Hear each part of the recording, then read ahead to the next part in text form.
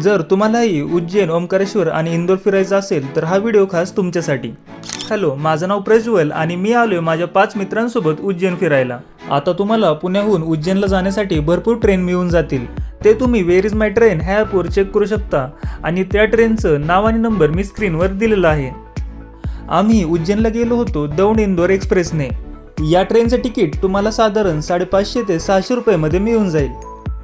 आता तुम्ही उज्जैनला पोहोचल्यानंतर तुम्हाला तिथे स्टेसाठी मी धर्मशाळेचा कॉन्टॅक्ट नंबर स्क्रीनवर दिलेला आहे। इथे तुम्हाला 200 ते 300 रुपयामध्ये रूम्स आणि डॉर्मेटरी मिळून जातील आणि इथे यायच्या 10 ते 15 दिवस आधी तुम्ही यांना कॉन्टॅक्ट करा, कारण ऐन वेळेस तुम्हाला इथे रूम अवेलेबल भेटणार नाहीत।